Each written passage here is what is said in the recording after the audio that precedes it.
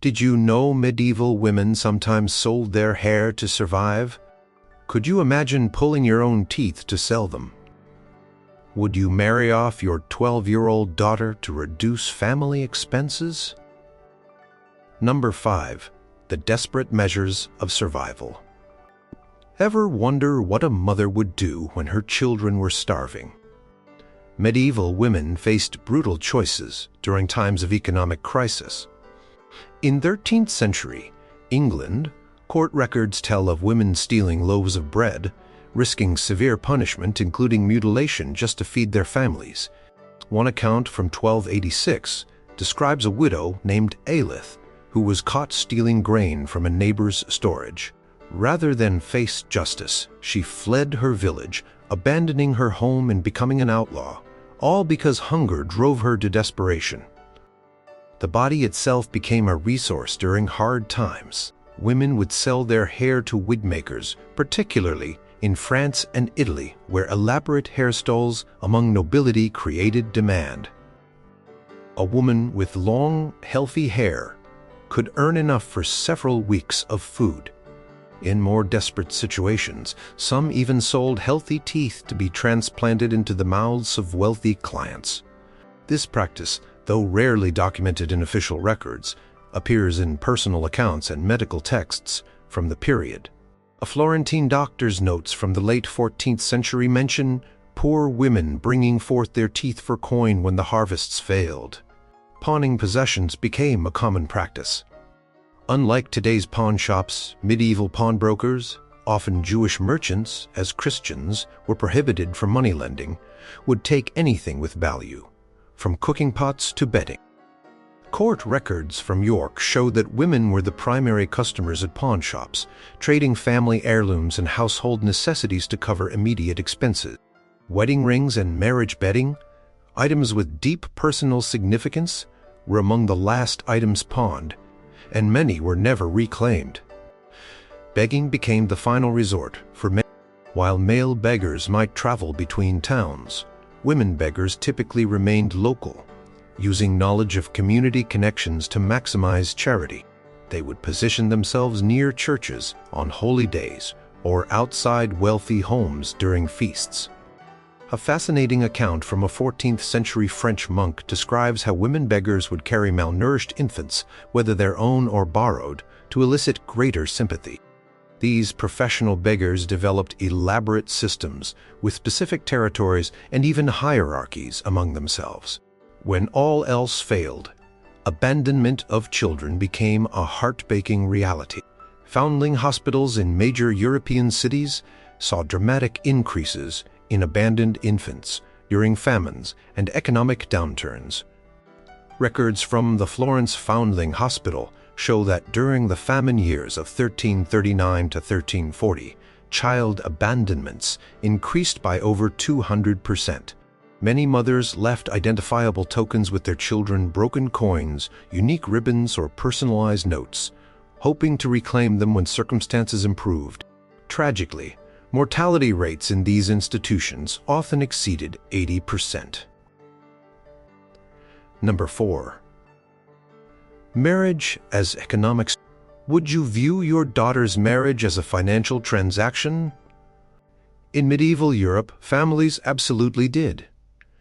Marriage wasn't primarily about love, but about economic security, alliance building, and survival. For families facing economic hardship, strategically marrying off children could mean the difference between stability and ruin. During difficult economic times, the age of marriage often dropped significantly. Records from 14th century Tuscany show that while the average marriage age for girls in prosperous times was 16 to 18, during famines and economic downturns, girls as young as 12, the minimum age allowed by church law, were married off. Each child represented a mouth to feed, and transferring that responsibility to another household through marriage was a practical decision. Court records from 1349 mention a peasant named Guillaume who married off 3 daughters in a single year following crop failures, stating that the Lord blessed me with daughters when times called for such measures. Fascinating evidence from medieval England shows how dowry payments shifted during economic crises. While wealthy families provided substantial dowries in good times, poorer families during hardship might offer only labor or services, instead of goods or money. A marriage contract from 1318 Yorkshire shows a father promising that his daughter would work the fields of her new husband's family for 3 years, in lieu of a traditional dowry. This service dowry became increasingly common during the difficult years following the Great Famine, 1315 to 1317. The competition for economically stable sons-in-law intensified during hard times. Families would sometimes go to extraordinary lengths to secure advantageous marriages. Records from 14th century France describe families taking on significant debt to provide dowries that would attract better matches.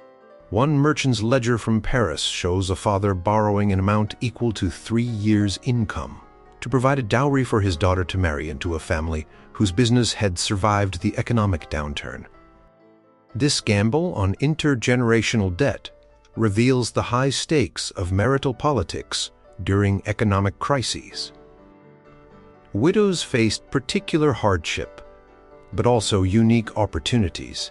Medieval law, in many regions, granted widows rights to a portion of their husband's property, dower rights. During economic downturns, young widows became desirable marriage partners, precisely because they brought these property rights with them. Court records show incidents of widows being pressured into quick remarriages by either their own families or others seeking access to their property rights. A 1342 case from an English manorial court describes neighbors testifying that a widow was besieged with suitors before her husband was cold in the ground, following a particularly valuable harvest from lands she now controlled. For those unable to secure good marriages, joining religious communities became an alternative economic strategy. Convents required entrance fees, known as dowries to Christ, but these were typically lower than marriage dowries. During economic hardships, many families found it more affordable to send daughters to convents than to arrange marriages. Records from the Abbey of Notre-Dame-aux-Nonnes show a 40% increase in novices during the economic crisis of the 1320s. While some women found genuine spiritual fulfillment, for others the convent represented economic refuge from a harsh world. Number 3. Women's labor. Adapting to survive. Did you know brewing beer was originally women's work? Could you imagine a medieval woman walking miles to sell eggs while carrying her baby?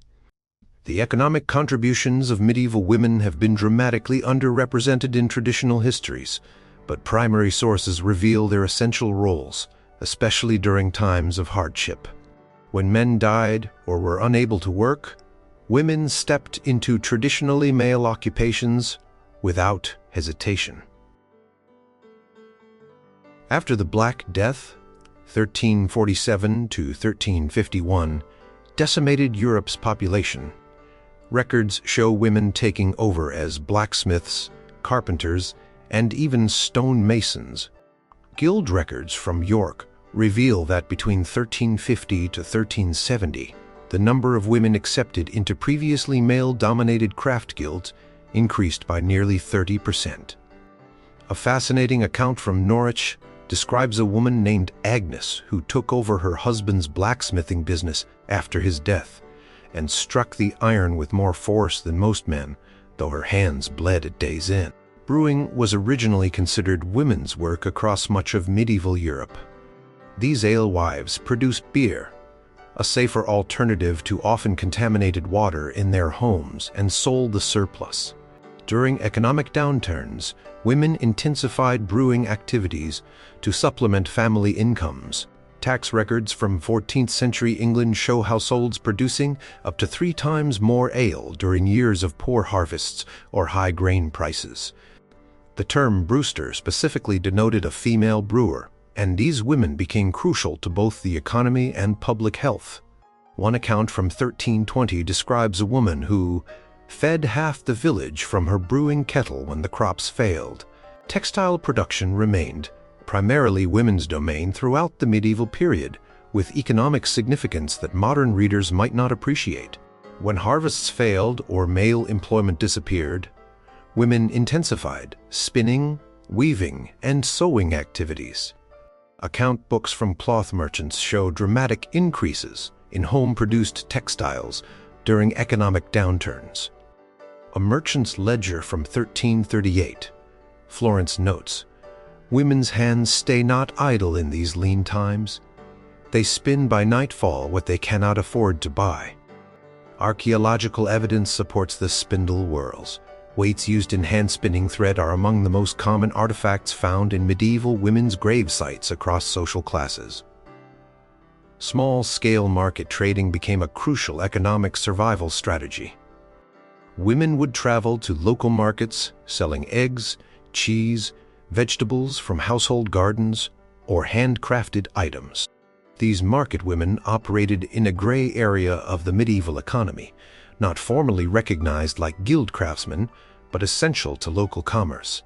During hardships, records show women traveling increasingly greater distances to reach markets where they might receive better prices. A 13th-century English court case describes a woman who walked 8 miles each market day carrying both her goods and her infant after her husband became disabled in a farming accident. Domestic service represented a critical safety valve for young women from struggling families. Sending daughters to work in wealthier households reduced the number of mouths to feed while ensuring the girl would be housed and fed. Household account books show dramatic increases in the number of servants hired during and after famines, not because wealthy families suddenly needed more help, but because more girls were seeking employment. A fascinating letter from 1317 from a Parisian merchant to his wife instructs her to hire the 2 girls from the miller's family, as they are hungry and will work for food alone until the harvest. Number 2. The collapse of community support systems. Have you ever considered how you'd survive if every safety net disappeared at once? Could your neighbors feed you if you had nothing? Medieval communities had sophisticated support networks that modern people might find surprising, but these systems could collapse catastrophically during widespread economic crisis. Churches served as the primary social safety net in medieval society, providing food, shelter, and medical care through their charitable activities. Parish records show that up to 20% of church income could be directed toward poor relief during normal times. During economic crises, however, these resources quickly became overwhelmed. Account books from St. Mary's Church in York show that by the 3rd year of the Great Famine, 1317, food distributions had been reduced from daily to weekly and then stopped entirely as the church's own resources were depleted. A priest's letter from this period laments, "The most pious heart must choose, who lives when all cannot be saved." Family networks provided crucial support during individual hardships, but could fail during widespread economic collapse. Kinship obligations were taken extremely seriously in medieval society, with relatives expected to take in orphan children or support widowed family members. Parish records frequently note children being sent to live with aunts, uncles, or grandparents during periods of individual family crisis. However, during famines or regional economic collapses, entire extended families faced hardships simultaneously. A poignant account from 1316 describes a woman walking 20 miles with her children, seeking any relative who might still have food, only to find kin as hollow-cheeked as herself, with nothing to share but tears. Guild-based support systems provided another layer of protection for urban craftspeople and their families. These occupational organizations collected dues from members to create funds for supporting widows, orphans, or members experiencing temporary hardship. Guild records from London show that widows of members typically received pensions equal to about 30% of their husband's former income. During prolonged economic crises, however, these systems collapsed as too many members required assistance simultaneously. The account book of the Weavers' Guild of Bristol shows that by 1349, after years of economic difficulty compounded by the Black Death, the Guild's welfare fund was completely depleted, with a notation that all members now suffer equally with none to give aid. Informal neighborhood assistance represented perhaps the most immediate support for struggling families. Community members would share food, childcare, responsibilities, and labor during individual hardships. Court records frequently mention neighbors testifying about assistance they provided to widows or orphans, indicating the social expectation of such support. During widespread economic collapse, however, these networks broke down as everyone faced similar hardships. A fascinating account from a village near Lyon describes how during the famine of 1328, neighbors who had previously shared food freely began to hide their limited supplies. Doors once open were now barred at mealtimes, and friends avoided each other's eyes in the lane. Landlord forgiveness of rents or debts served as a final safety valve in the medieval economic system. While modern portrayals often focus on harsh landlords, historical records show that pragmatic lords would routinely forgive portions of rent during bad harvest years, recognizing that maintaining a productive peasant workforce was in their long-term interest. Manorial court rolls reveal that rent forgiveness of 25 to 50% was common during minor crop failures. During severe, prolonged economic crises, however, even this system broke down as landlords themselves faced financial pressure. A 1318 letter from an estate manager to his lord states bluntly, "I can extract no more coin from these people than blood from stones. Yet our own creditors show no such mercy to us." Number 1. Women's bodies, the final economic frontier. Would you risk your life in childbirth for economic security? Could you imagine using your own body as collateral for a loan? In medieval society, women's bodies themselves became economic assets during times of extreme hardship, used in ways that modern readers might find shocking. Childbearing represented both economic risk and opportunity for medieval women.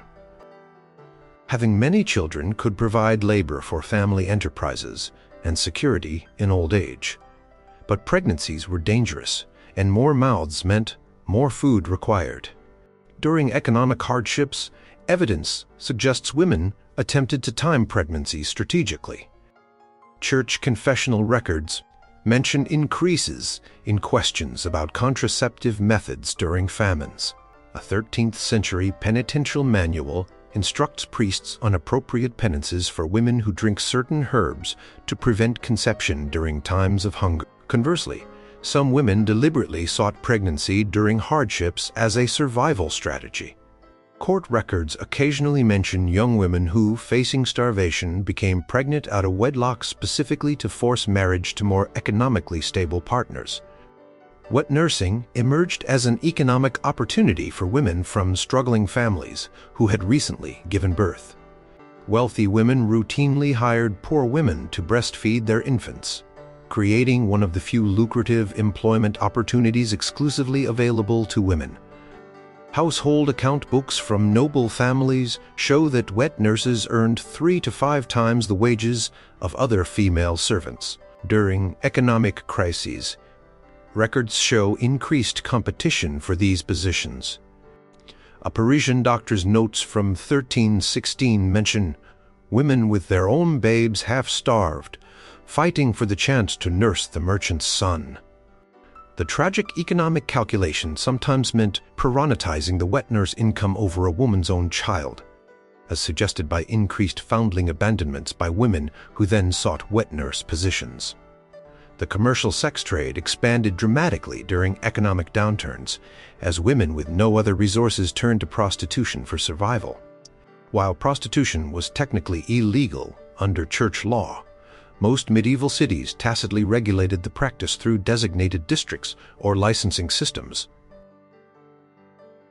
Tax records from Southwark, London's red light district, show that the number of brothels increased by over 60% following the economic turmoil of the Great Famine. Municipal records from Florence indicate that during the economic crisis following the 1340s banking collapse, authorities suspended periodic crackdowns on unlicensed prostitution, tacitly acknowledging its role as a survival mechanism. A physician's account from this period notes treating women of previously respectable station who now sell themselves for bread. Medical experimentation provided another desperate economic option. Wealthy physicians would pay poor women to test treatments or surgical techniques. University medical records from Montpellier describe payments to woman subjects for testing various procedures. During economic hardships, the number of women willing to undergo experimental treatments increased dramatically. A 14th century physician's journal mentions that when famine grips the land, women line up willingly for procedures they would otherwise flee.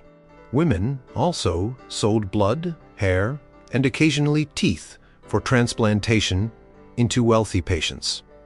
A particularly grim account from 1321 describes a surgeon purchasing healthy teeth from starving peasant women to implant in a nobleman's mouth. Debt bondage represented perhaps the most extreme form of bodily economics. When families could not repay debts, women sometimes entered service contracts that amounted to temporary slavery. Legal documents show women agreeing to work for creditors for specified periods, sometimes years, with no payment beyond the cancellation of family debt. During severe economic crises, these arrangements became more common, and their terms more exploitative. A contract from 1317 shows a woman agreeing to 7 years of service to cancel a debt that would normally require only 2 years of labor to repay. The document specifically restricts her right to marry or have children during this period, effectively commodifying both her labor and reproductive capacity. Did these medieval women ever imagine their struggles would be studied centuries later? Could their experiences help us understand how economic systems have always impacted women differently than men? What would they think of how we value women's economic contributions today?